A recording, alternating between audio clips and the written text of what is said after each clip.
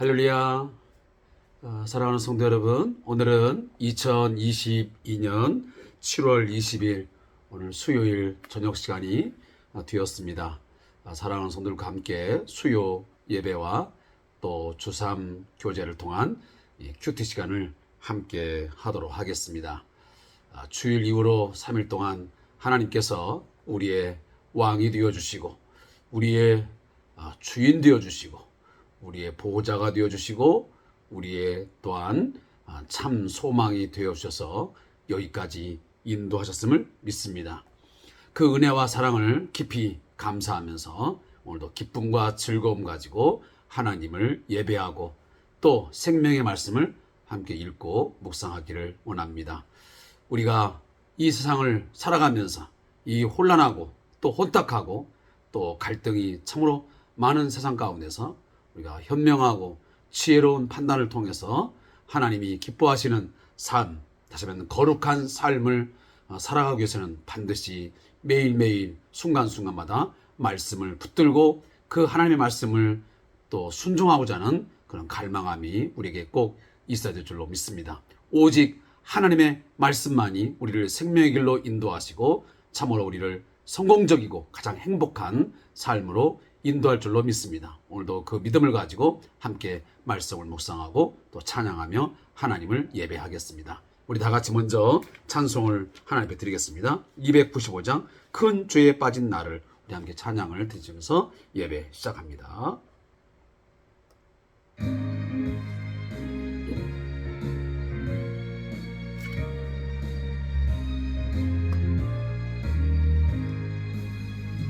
큰 죄에 빠진 나를 주 예수 건지사 그 넓은 품에 다시 품으신 은혜는 저 바다보다 깊고 저 하늘보다 높다 그 사랑 영원토록 나 찬송하리라. 날로 더욱 귀하다 날로 더욱 귀하다 한이 없이 넓은 우리 주의 사 더욱 귀하다. 옛날에 유대 땅에 주 예수 다닐 때 그 은혜 받으려고 큰 무리 모였네. 눈 먼저 병든 자를 다 고쳐주셨으니 나 같은 죄인까지 은혜 받도다. 날로 더욱 귀하다 날로 더욱 귀하다. 한이 없이 넓은 우리 주의 사 날로 더욱 귀하다.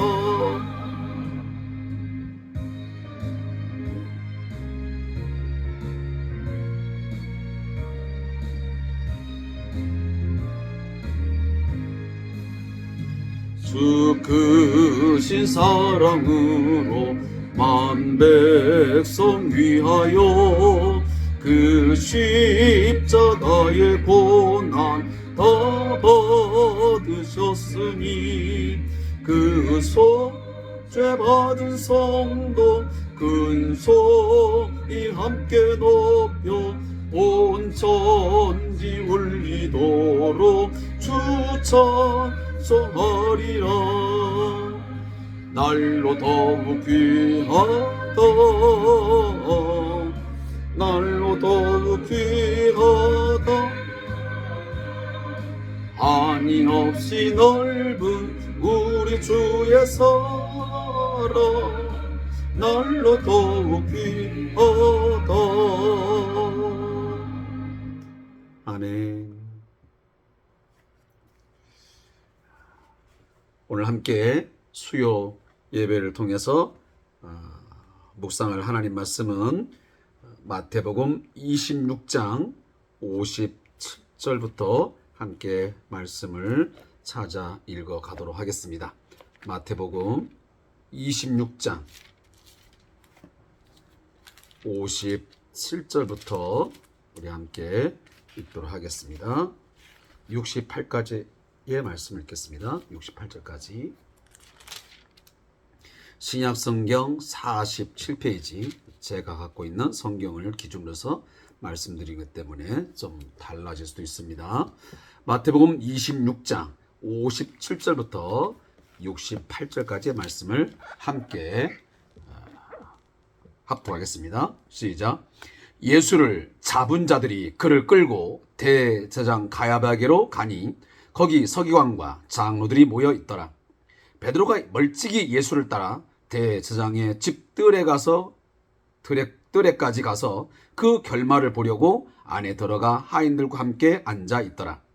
대제사장들과 온 공회가 예수를 죽이려고 그를 칠 거짓 증거를 찾으매 거짓 증인이 많이 왔으나 얻지 못하더니 후에 두 사람이 와서 이르되 이 사람의 말이 내가 하나님의 성전을 헐고 사흘 동안에 지을 수 있다 하더라 하니 대제사장이 일어서서 예수께 묻되 아무 대답도 없느냐?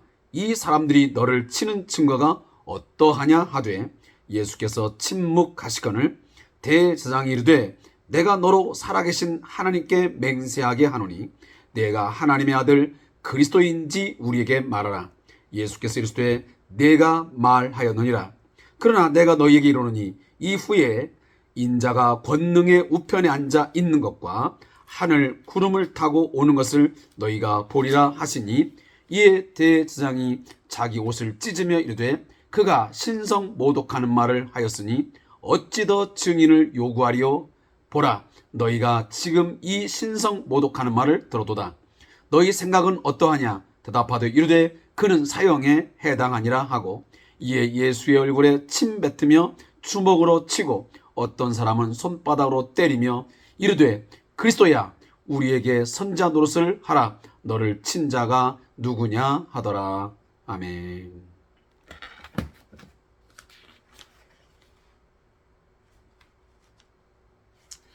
자, 오늘 함께 읽은 본문을 통해서 우리 말씀을 함께 나누겠습니다. 먼저 26장 57절부터 62절까지의 내용은 거짓 증거와 관련된 내용입니다. 이 부분을 잠깐 우리 함께 요약해 보면 예수님은 대제사장 그 가야바의 뜰에 끌려가서 신문을 받게 됩니다. 그곳에서 베드로는 그 예수님의 결말을 보려고 멀찍이 따라가서 지켜보게 됩니다. 그 앞에서 결국 공회는 예수님을 죽일 증거들을 찾으려고 애를 씁니다. 그렇지만 쉽게 찾을 수가 없게 됩니다. 하지만 예수님이 성전을 허물면, 하지만 하나님의 성전을 허물면 사흘 동안에 짓겠다고 말을 하는 두 사람의 거짓 증언이 나옵니다. 이에 대제사장은 예수님의 분명한 입장을 다시 한번 재차 묻고 있습니다. 자, 이것이 우리가 함께 읽은 57절부터 62절까지의 말씀이 되겠습니다. 사랑하는 성도 여러분, 매번 많은 제가 묵상을 통해서 강조하는 내용이지만 이 마태복음에서 가장 핵심적인 그 테마, 어떤 줄거리는 뭐냐면 나사렛 예수가, 다시 말하면 요셉과 마리아를 통해서 나신 그 예수가 하나님께서 예언하신 아브라함과 다윗의 자손을 통해서 보내시겠다고 하는 그 메시아이냐라고 하는 그 질문 앞에 오늘 마태는 분명히 많은 사건 속에서 또 많은 본문 속에서 무엇을 끊임없이 강조하냐면 맞다라고 말씀을 합니다. 구약에서 예언했던 구약의 아브라함과 다윗과 그리고 수많은 선자들 통해서 예언했던 그 메시아가 하나님의 종으로서 보냄을 받은 하나님의 아들로서 오는 그 메시아가 지금 우리 가운데 왔다가 고난당하시고 마침내 우리의 죄를 위하여 십자가에 죽으시고 부활하셨던 그 예수가 진정한 메시아다. 하나님의 아들로서 우리를 구원할 진정한 참된 메시아라고 하는 사실을 거듭 강조해 주고 있습니다. 따라서 우리는 이 마태복음을 묵상하면서 매번 마음속에 확신해야 되고 또 믿어야 할 것은 다른 그리스도는 없습니다. 오직 베들레헴에서 나시고 그리고 나사렛에서 유년 시절을 보내시고 그리고 그 이후에 갈릴리와 그리고 사마리아와 유대 땅을 누비시면서 다니시면서 말씀을 선포하시고 특히 하나님의 나라의 이 메시지를 선포하시고 그리고 자신의 죽음이 바로 대속의 죽음이라고 하는 사실을 말씀하셨던 바로 그분이 메시아라는 사실을 우리는 이 마태복음을 묵상하면서 잊지 말아야 될 것입니다. 오직 성경에서 가르치고 선포하는 이 예수만이 2000년 전에 저 유대 땅에서 활동하시고 골고다 언덕에서 죽임당하시고 3일 만에 부활하시고 지금 하나님 보좌 우편에 앉아 계셔서 왕으로서 통치하시고 다스리시는 그 하나님의 나라의 왕이신 그 예수만이 우리의 진정한 또 영원한 구원자 메시아이심을 믿기를 소원합니다. 그리고 간절히 축원하고 부탁합니다. 그 어떤 사람이 메시아라고 또 예수라고 한다 한들 우리는 거기에 미혹되거나 유혹당해서는 아니 됩니다. 이건 분명 적 그리스도입니다. 그리고 모든 거짓된 이야기들입니다. 따라서 우리가 지금 고백하고 믿고 있는 이 예수를 진정한 우리의 메시아 구원자이심을 믿으시고 장차 그 어느 때인지 모르지만 다시 오실 우리의 온전한 구원자이심을 여러분들이 잊지 마시기 바랍니다. 따라서 믿음의 주요 온전케 하시는 그 예수를 깊이 묵상하고 그 예수 그리스도의 만남을 기대하고 소망하면서 오늘 우리의 삶을 살아갈 수 있기를 다시 한번 주의 이름으로 축복합니다. 우리가 함께 읽었던 이 57절에서 62절의 말씀을 우리가 묵상하면서도 어떤 내용을 우리는 다시 한번 말할 수 있냐면 오늘 61절에 보니까 지금 대제사장 가야바에게로 끌려가신 그 예수님께서 오늘 지금 신문을 받고 계시는데 이 신문 받는 과정을 지금 마태가 나름대로 상세하게 기술을 하면서 이 단어를 여기에 쓰고 있습니다. 내가 하나님의 성전 얼고 사흘 동안에 지을 수 있다 하더라 하니 대제사장이 일어나서 예수께 묻되 아무 대답도 없느냐? 이 사람들이 너를 치는 증거가 어떠하냐 하되 그랬습니다. 자, 이 말씀은 그냥 기록된 말씀이 아닙니다. 지금 61절 내가 하나님의 성전 얼고 사흘 동안에 지을 수 있다 하더라. 자, 이 말씀은 어디에 기록된 것입니까? 바로 요한복음 2장 21절에 기록된 말씀입니다. 예루살렘 성전의 멸망을 선포하시면서 예수님께서 친히 하셨던 말씀입니다. 그러나 당시에 그들은 오해했습니다. 지금 예수님이 말씀하신 하나님의 성전을 헐라, 그러면 내가 사흘 동안에 다시 진당하는 것은 바로 예수님 자신의 몸, 예수님의 죽으심과 부활을 의미했던 것인데, 그 당시에 사람들은 전혀 이해하지 못하고 단순히 건물, 이 물질적인 성전이 무너지는 것만, 그것이 회파되는 것만 단순히 생각하기에 46년이라는 세월을 걸치면서 만들어오는 이 예루살렘 성, 다시 말하면 헤롯 성전이 어떻게 무너지며 또 무너져서 다시 세운들 3일 만에 다시 건축할 수 있겠느냐, 도무지 납득할 수 없었던 것입니다. 그러나 예수님의 말씀의 진정한 의도는 뭐냐면, 예수님께서 결국 성전의 기능을 상실해버리고 다 끝장나버린 이 모든 성전은 이제 물질적인 보여지는 이 성전은 다 무너져버리고 회파되어버리고 하나님의 이 진노의 심판에 의해서 이제는 끝을 보고 새로운 성전으로서의 이제 예수님 자신이 하나님과의 만남, 그리고 그 예수 안에서의 속죄의 그 기능을 이제 대신하고 더 능가하는 그런 성전으로서 자신이 이제 왔고, 또 그 기능을 이제는 예수님의 죽으심을 통해서 하신다고 하는 그런 의미를 말씀하신 것입니다.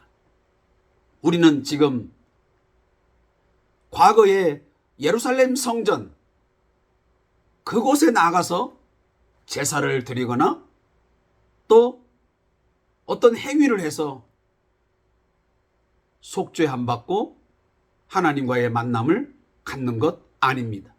우리가 지금 가서 예배하고 있는 곳은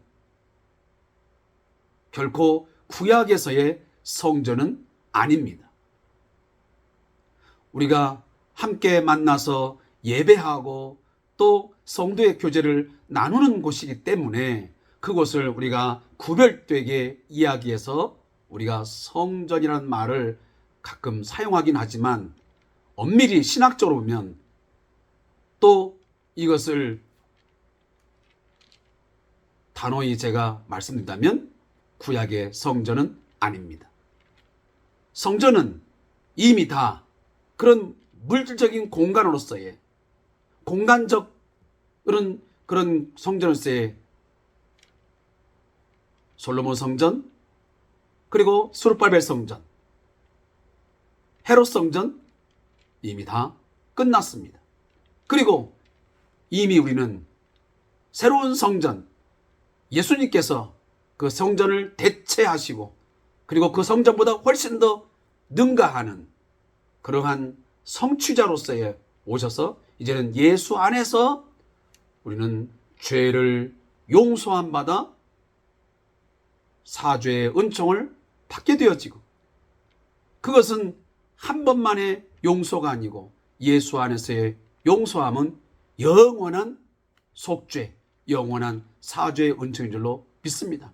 그래서 우리는 2번, 3번 과거에 드렸던 양과 염소를 드림의 그런 속죄의 제물이 아닌, 우리는 오직 예수의 단번에 죽으심, 속죄의 제물로 죽으심으로 인해서 우리는 영원히 그리고 단번에 우리의 모든 죄가 씻음바 되었고, 우리는 사죄의 은총을 힘입어 하나님의 자녀가 된 줄로 믿습니다. 그러한 사죄받은 성도들은 오늘 예수 안에서 얼마든지 또 어떠한 곳든지 하나님을 만나는 경험을 할 수 있게 되는 것입니다. 우리가 꼭 과거에처럼 어느 특정한 장소에만 나아가야만, 그리고 어떤 동물의 제사를 드림으로 예수 앞에 나아가는 것 결코 아닙니다. 이제는 그러한 것들은 이미 다 종결되었고 예수 안에서 새로운 성전의 시대가 열렸음을 우리는 믿습니다. 따라서 오늘 여기 보면 바로 그런 이야기들을 이 마태는 기록함을 통해서 예수가 새로운 하나님의 성전으로서의 그 기능, 그러한 성취로서의 역할을 하셨다는 것을 일부러 이 말씀에 기록을 하고 있는 것입니다.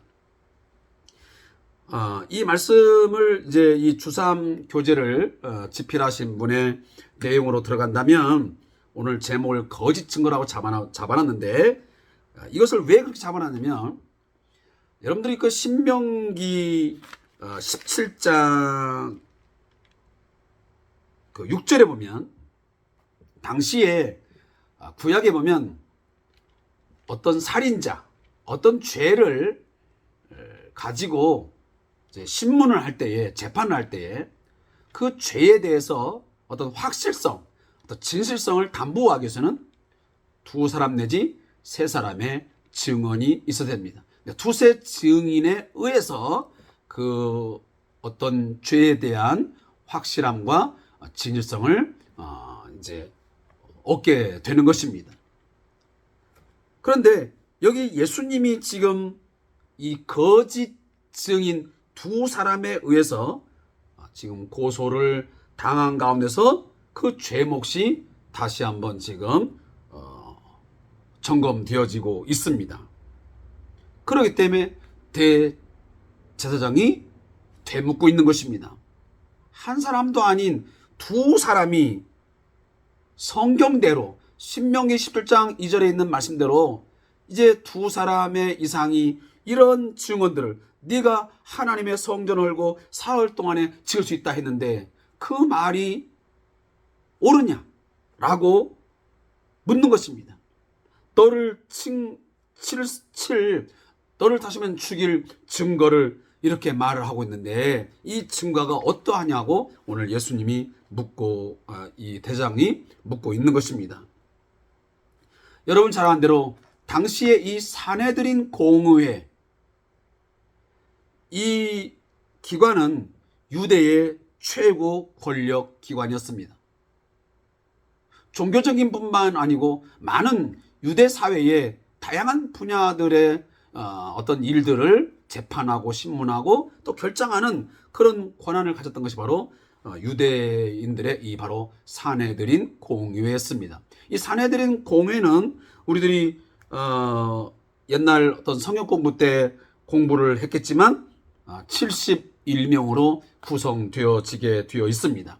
거기에 가장 중요한 역할을 바로 대제사장이 맡았던 것입니다. 따라서 오늘 이 대제사장 가야바의 집 앞에 이제 오늘 불려가서 예수님이 한밤중에 지금 신문을 받게 되어지는 것입니다. 그러나 이것은 바로 거짓 증거에 의한, 거짓 증언에 의한 바로 하나의 진행되었음을 오늘 본문이 우리에게 말씀해 주고 있습니다. 자, 그런데 63절 이하부터 68절에 보면 이 거짓 증인에 의한 이 이야기들을 대제사장이 예수님에게 묻자 예수님이 침묵을 하십니다. 그것이 63절에 나옵니다. 예수께서 침묵하신 것은. 자, 왜 예수님이 침묵하셨겠습니까? 그들은 어떻게 대답을 해도 받아들일 준비가 되어 있지 않았기 때문에 대답할 이유가 없었던 것입니다. 이렇게 말한들 또 저렇게 말한들 이미 그 대제사장과 산헤드린 공회 사람들은 예수님을 죽일 그 어떤 증거를 찾기 위해서 혈안된 자들이기 때문에 그 어떠한 이야기도 믿지 않을 것이 뻔했기 때문입니다. 제가 잠깐 오늘 본문 속에는 없지만 한 가지 그냥 이야기를 좀 잠시 머릿속에 생각나서 이야기를 드립니다. 사람들은 악을 도모하고 어떤 사람을 코너에 몰고 궁지에 몰아넣는 일에는 참 희한하게도 의기투합을 하고 마음이 잘 모아지는 것 같습니다. 그런데 안타까운 것은 누군가를 살리고 선을 도모하는 일에는 쉽게 마음이 모아지지 아니하고 제각각 의견들이 분분해서 어떤 의견을 일치하여 일을 진행하기가 무척 어렵습니다. 오늘 본문도 보면 대제사장과 그리고 그 주위에 많은 사람들이 예수님을 칠 증거, 예수님을 죽일 그 어떤 증거를 찾아서 음모를 꾸민 일에 어쩌면 그렇게 마음이 잘 모아지고 일들을 끝까지 서로 협력하면서 추진하는지 모르겠습니다. 지금도 이러한 현상들은 과거나 다를 바가 없는 것 같습니다. 이것이 가장 우리 어쩌면 교회 공동체 안에서도 한 번쯤 깊이 우리 자신들의 어떤 삶을 또 우리 교회 공동체의 어떤 일들을 진행하면서 생각해 볼 만한 그러한 본문이 아닌가 하는 생각을 제가 잠깐 생각이 나서 여러분에게 말씀을 드립니다. 자, 예수님이 너가 하나님의 성전을 헐고 사흘 동안에 다시 짓겠다는 이 질문을 던지자 대제사장이 던지자 침묵했다가 다시 한번 대제사장이 이런 질문을 던집니다.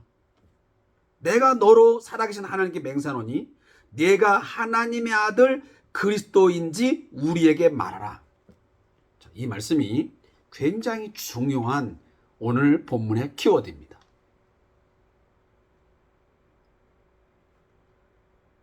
예수님의 이 신문, 이 재판은 지금 마태가 가장 집중적으로 조명하는 가장 중요한 내용은 뭐냐면 이 예수님의 신문과 재판은 단순히 어떤 죄목으로 지금 받느냐라고 하는 것을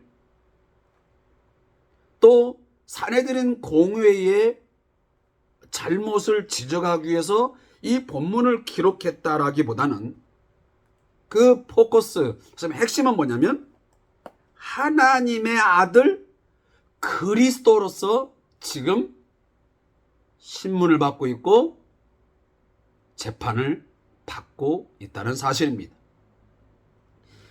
우리들이 잘 알고 있다시피 하나님의 아들 그리스도냐 라고 하는 단어는 마태복음에 보면 딱 2번 나오고 있습니다. 그것이 어디에 기록되고 있냐면 마태복음 16장 16절의 앞전에 기록됐습니다. 그리고 오늘 함께 읽은 26장 바로 63절에 기록되어 있는 말씀입니다. 여기서만 예수님을 누구라고? 하나님의 아들 그리스도라고 이렇게 단어를 깊이 연관시켜서 말씀을 하고 있습니다. 그러면 3가지 단어라고 볼 수 있습니다. 살아계신 하나님, 그리고 하나님의 아들, 그리고 3번째는 그리스도. 3단어입니다. 이거 굉장히 중요한 신학적인 용어들입니다. 죽은 자의 하나님이 아니고 죽은 하나님이 아니고 살아계신 하나님이시고 또 하나 그 살아계신 하나님에게서 보내심을 받은 그 메시아는 누구냐면 바로 하나님의 아들이다 그랬습니다. 이 용어가 여러분 기억나는지 모르겠습니다. 제가 하나님의 아들이라고 할 때 이 표현이 갖는 상징적인 뜻이 뭐냐라고 말씀드리자면 이건 상속자 개념이라고 제가 말씀을 드렸습니다. 따라서 예수님이 하나님의 아들이라고 하는 것은 어떤 의미를 내포하냐면 하나님이 가지고 계신 그 모든 성품 그리고 그의 어떤 권위, 권세, 능력을 그대로 상속받은, 다시 말하면 위임받은 그러한 상속자이다 라는 의미입니다. 뭐 하나님이 아버지고 또 엄마가 있어서 낳은 그런 아들, son이라는 의미가 지금 우리들이 보통 쓰는 그런 의미하고는 전혀 다른 의미라는 말씀입니다. 그는 하나님께로부터 하나님의 모든 것을 전적으로 모자람이 있는 것이 아니라 완전하신 그 하나님으로서 모든 것을 다 상속받은, 위임받은 바로 하나님이시다 라는 이야기입니다. 그래서 이 하나님의 아들이라는 표현이 그렇게 중요한 것입니다. 다시 말하면 예수는 참 사람, 완전한 사람이기도 하지만 예수는 완전하신 하나님이라는 것을 담고 있는 것이 바로 하나님의 아들이라는 표현입니다. 그래서 하나님의 아들로서의 이 그리스도 메시아라는 것이 이 단어가 굉장히 단순한 것 같지만 우리에게는 엄청난 의미를 담고 있습니다. 그리고 하나는 또 하나는 그리스도의 그리스도, 우리의 구원자다. 모든 죄인을, 인간들을, 온 세상을 죄로부터, 이 사단의 권세 아래로부터 구원하실 진정한 구원자, 하나님께서 예언해왔던 그 그리스도라는 사실을 이 짧은 본문 속에서 담고 있습니다. 그래서 살아계신 하나님, 그리고 하나님의 아들 그리스도, 이 말을 마태는 일부러 여기다가 담고 있습니다. 그래서 마태복음 16장 16절에서 베드로가 고백했던 그 예수님의 어떤 그 내용을 그대로 지금 마태는 26장 63절에서 다시 한번 대제사장의 입에서 나온 말로 확증을 하고 있는 것입니다. 다시 말하면 지금 예수님이 재판을 받고 있고 신문당하고 있는 것은 베드로가 신앙 고백했던 것처럼 그 고백이 그대로 이루어지는 하나의 지금 과정이다. 그래서 하나님의 어떤 계획 속에서 이 모든 구원의 역사가 이루어지고 있다. 예수님의 고난받으심, 예수님의 죽임당하심, 이 일들 하나하나가 바로 메시아로서 온전하게 구원자로서의 사역을 감당하기 위해서 지금 성취되어져 가고 있다라고 오늘 본문을 통해서 이 마태는 우리에게 거듭 강조하고 있는 것입니다. 그리고 이제 예수님은 이 대제사장의 질문에 대해서는 주저하지 아니하고 간접적으로 답을 합니다. 뭐라고? 네가 말하였느니라. 당신이 하나님의 아들 그리스도이냐라고 말하라고 물었는데 네가 이미 말했다라고 예수님이 간접적으로 그 말에 대해서 인정을 하고 있습니다. 하지만 자신이 그렇다는 것입니다. 그리고 그 하나님의 아들 그리스도가 반드시 인자가, 여기 인자는 뭐냐면 제가 이미 여러 번 했지만 사무엘하 7장 14절 이하, 그리고 그 다니엘서 7장에 나오는 이 인자에 관련된 그 하나님, 그 사람의 아들, 사람의 아들로서의 그 인자론을 우리가 이제 신학적으로 얘기하는데, 그 인자로서 예수님이 권능의 우편에 앉아 있는 것, 하시면 왕적인 권세를 가지고, 왕적 권세를 가지고 앉아 있는 것과, 그리고 하늘 구름을 타고 오는 것을 너희가 보리라. 여기 뭐냐면 바로 신적 권위를 가지고 예수님께서 오시는 것을 오늘 예수님이 말씀하고 있습니다. 따라서 예수님 자신은 분명히 자기 자신을 인식하고 있습니다. 내가 누구인지, 그리고 내가 이 땅에 온 것은 어떤 사역을 위해서 어떤 목적으로 와서 일들을 감당하고 있고 마침내 왜 죽어야 되며 그 죽음은 어떠한 결과를 낳게 되고 그리고 장차 그 예수님은 다시 부활하여 재림하신다는 사실을 예수님은 너무도 잘 인식하고 있다는 사실을 오늘 본문이 우리에게 말씀해 주고 있습니다. 그럼에도 불구하고 이렇게 예수님은 자신의 이 사역에 대해서 확고하게 분명하게 인식하면서 대제사장들과 그리고 공회원들에게 누누이 말씀을 가르쳤지만, 그들에게 선언했지만 자신이 하나님의 아들로서 진정한 구원자 메시아이고 아브라함과 다윗의 자손을 통해서 하나님께서 메시아를 보낸다고 했는데 그 메시아가 바로 자기 자신이라고 그토록 많은 성경을 통해서 그가 풀어 해석함을 통해서 이야기했지만, 거기에 앉아있던 대제사장들, 그들은 옷을 찢으면서 분노합니다. 뭐라고? 네가 신성 모독하는 말을 했다고. 무슨 더 큰 이제 증인을 요구할 필요가 있겠느냐. 네가 그 한마디 어떻게 감히 네 스스로가 하나님의 아들 그리스도이며 심지어 네가 인자가 권능의 우편에 앉아 있는 것과 하늘 구름을 타고 오는 것을 너희가 보리라. 네가 성경에서 예언했던, 그리고 다니엘서와 그 사무엘하에 나왔던 그 예언된 그 메시아로서의 그 모습이 너에게 있다고? 이런 신성 모독을 하는 자가 어딨냐 하면서 그들은 예수님을 향해서 심지어 침을 뱉고 주먹으로 치고 손바닥으로 때리면서 예수님을 조롱합니다. 오늘날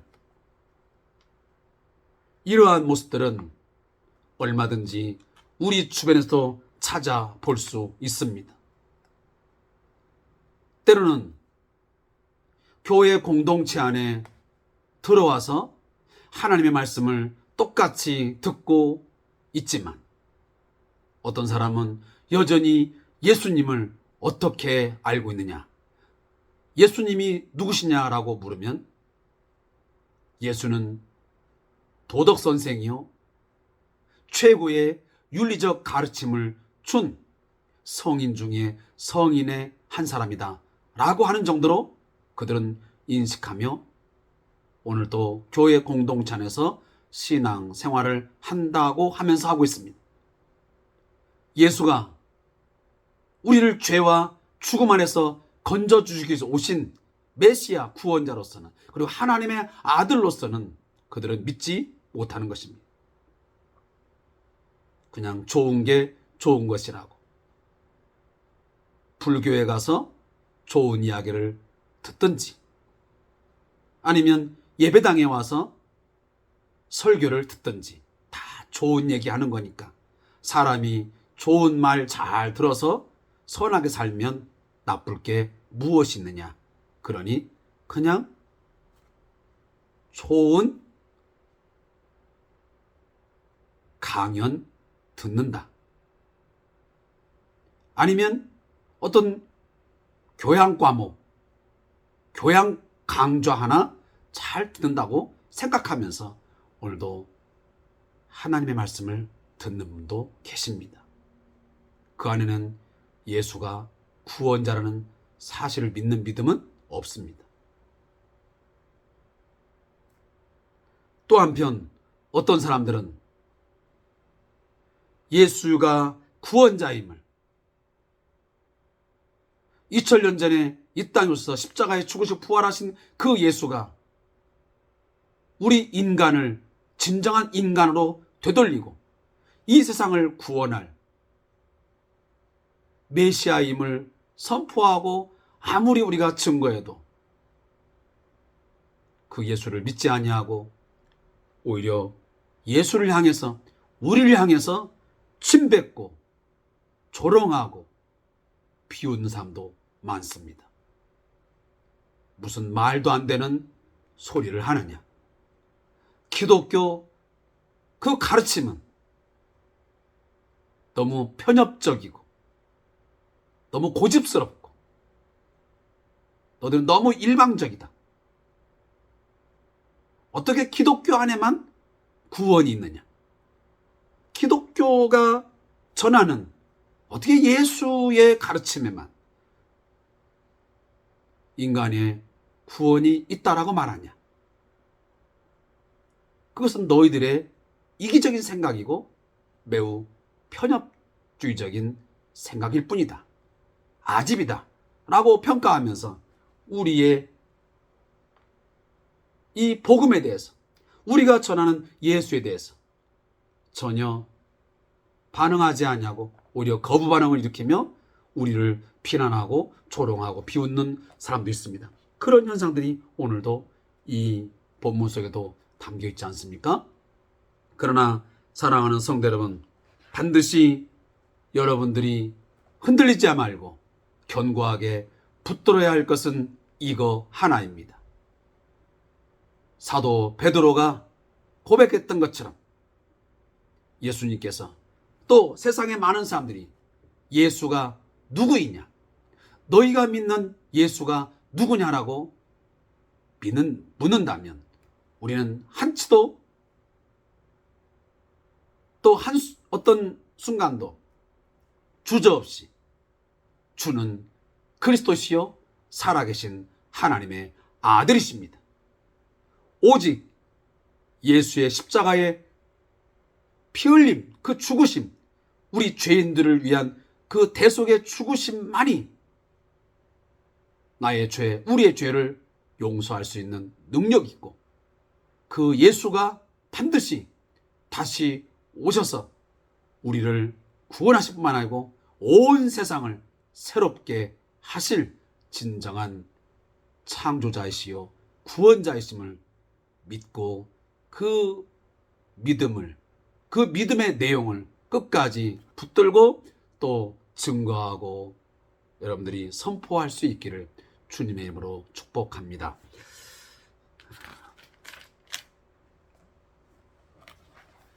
제가 오늘 이 마지막 부분에 있는 저자의 묵상만 좀 읽고 오늘 수요 예배를 통한 말씀 묵상의 시간은 정리하겠습니다. 대제사장은 최후의 심판의 때에 심판주가 되시는 메시아를 앞에 두고 심판을 하십니다. 자신이 심판을 당해야 할 사람이라는 것은 전혀 생각하지 않습니다. 그리고 메시아에게 사형 언도를 내립니다. 예수님께서 권능의 우편에 앉아 있는 것과 하늘 구름을 타고 오는 것을 보기를 거부합니다. 이런 일은 지금부터 2000년 전 유대 땅에서만 일어난 일이 아닙니다. 지금도 여전히 우리의 삶에서 매일 일어나고 있습니다. 주님께서는 우리의 마음의 왕좌에 앉아서 우리를 다스리고 계십니다. 하지만 우리는 종종 스스로 최종 심판자가 되려고 합니다. 하나님의 말씀대로 따라도 좋은지 혹은 좋지 않은지 판단하면서 따를 수 있는 것과 따를 수 없는 것을 평가하기도 합니다. 교만한 마음을 내려놓고 하나님께서 우리에게 무엇을 말씀하신지를 들어야 합니다. 귀를 닫으면 아무것도 들리지 않고 눈을 감으면 아무것도 보이지 않으며 마음을 닫으면 생명의 말씀을 읽으면서도 아무런 힘을 얻지 못하기 때문입니다. 제가 가끔 여러분들에게 드리는 말씀이지만 제가 저자의 묵상을 이제 읽는 것도 가끔은 제가 생략할 때도 있고 또 여러분에게 들려드릴 때가 있습니다. 그러나 제가 가끔 이제 들려지면서도 이제 고민하는 것 중에는 뭐냐면 제가 좀 교만할 수도 있고 또 좀 잘못 되어질 수도 있겠지만 저는 조심스럽게 말씀드리지만 어떤 때는 보면 이 저자의 묵상의 내용들이 그 어떤 신학적인 아니면 어떤 성경적인 그런 내용을 충분히 좀 담아내기에는 또 그 어떤 핵심적인 내용들을 전달하기에는 뭔가 좀 부족하다라고 생각하기에, 또 어떤 방향성이 좀 다르다고 생각하기에, 제가 이 저자의 묵상을 때로는 생략하거나 또 그냥 간접적으로 제가 간단하게 전하고, 제가 나름 신학적으로 판단하고 제가 배운 바 또 묵상한 대로 여러분에게 중점적으로 전달을 해 드리고 있습니다. 그런 점 여러분들 좀 깊이 이해해 주시고 또 양해를 해 주시기를 부탁의 말씀을 드리겠습니다. 항상 저도 늘 성경을 묵상하고 여러분에게 말씀을 전하면서 조심스러운 것은 제가 이해하고 있는 이 신학적인 어떤 내용들이 완벽하다거나 절대적이다 이런 것을 다 주장하기는 저도 부족한 점이 너무 많습니다. 그러나 최대한 많은 이 주3 교제를 통한 이 묵상의 내용이지만 크게 벗어나지 아니하고 최대한 좀 조심스럽게 신학적인 내용들은 다루려고 그렇게 노력을 하고 있습니다. 그 점 여러분들 깊이 좀 생각해 주시면서 여러분들이 함께 묵상하고 또 제게 뭔가 그 묵상되어지지 않았던 말씀의 내용들이 또 우리 성도님들에게 묵상하시면서 하나님께서 또 더 좋은 것으로 여러분들을 또 말씀의 은혜를 주실 수도 있습니다. 저는 그런 부분에서는 충분히 열려져 있습니다. 그러나 그럼에도 불구하고 항상 조심해야 될 것은 우리들이 스스로 묵상한 것들이 자칫 이단적인 어떤 내용들, 어떤 잘못된 어떤 신학적인 것에 동의한다든지 또 그런 것에 현혹되는 그런 현상들은 있어서는 안 된다라고 하는 것만큼은 확고합니다. 자, 오늘 좀 주어진 시간이 상당히 좀 길었는데 수요 밤 예배와 또 주상기를 통한 말씀 묵상 이렇게 해서 오늘 마치도록 하겠습니다. 내일도 사랑하는 성도님들에게 주어진 시간 속에서 하나님의 은혜와 평강이 충만히 임하시기를 주의 이름으로 축복합니다. 감사합니다.